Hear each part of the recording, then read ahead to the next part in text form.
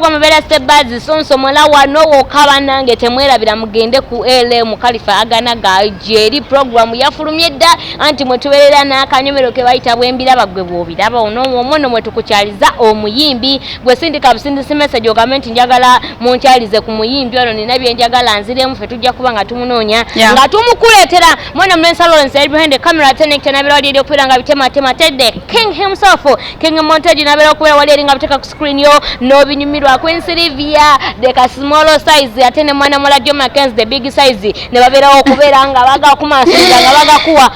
telebu wenjogera Joe Mackenzie no naseka naye nga yera evidently ndi mutono ate nange nabindi mino siwakanye naye which is Kenzie ndi ka small size wamandoza namwe munda baya akiriza ato ino okukiriza kubanga kye kituufu naye nga fresh kid ne tata we bafulumiza na tera video empya bagiyita tozikiza gwe nayagala okuzikiza guno omwaka bo bafulumiza akayimba ne bagamba tozikiza ate nga tata yabadde victim yabadde buli kimu mu video ono fresh kid kyayimbako wali tata nga batulaga nti kye kino mwana kyayimbako okitegeera ale kati simanyi yavudde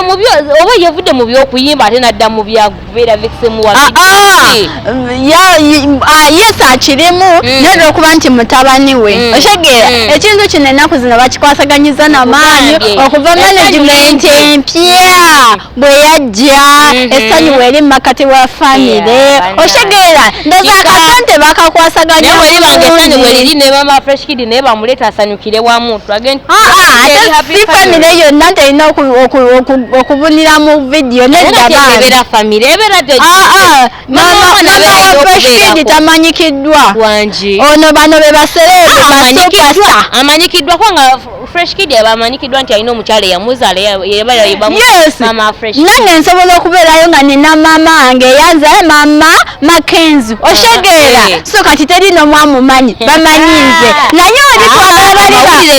twagala bali baserebu superstar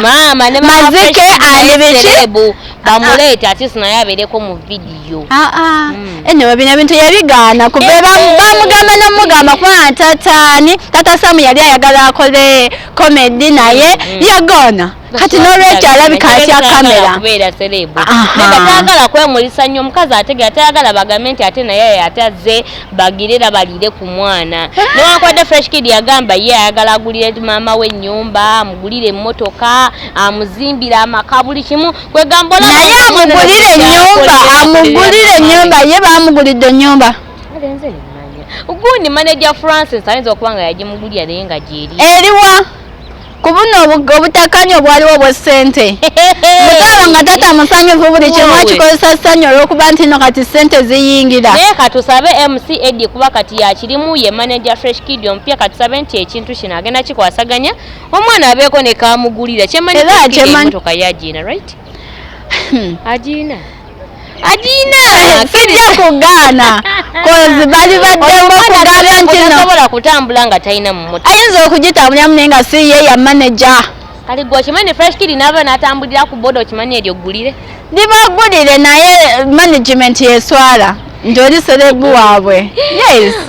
we bafulumiza oluyimba tozikiza luli buli wamu genda ku YouTube omanyi bagulawo accounts empya genda ononye MC Eddie byonna gyebiri buterevu oyo mwana mulenzi golengera ku screen ye mwana mulenzi fresh kid wamu ne taata munange yafuusa ate victim wo mu video banange kino kika kati management empya gye tuliko right now nga akayimba era nga womanyi simanyi 14 kebongo yomu kubaka kwasaganyiza wali eri magezi nga bakawandiika byeyo natera ebifaananyi byolengera ku screen era kebongo atuukiriza kye yagamba nti no ye management enkadde gyalinamu obuzibu ye fresh kid tamulinako obuzibu walibanga afunye management empya ali muwandiikira era akituukiriza akiraze nti kyeyayogera nti kituufu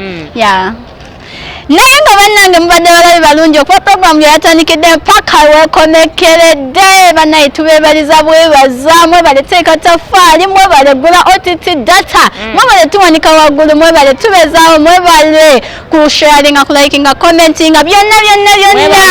neebaliza ddala omutima ogwange abantu basiima bansindikira message buli lukya Queen Sylvia you baby girls bane batuyita baby girls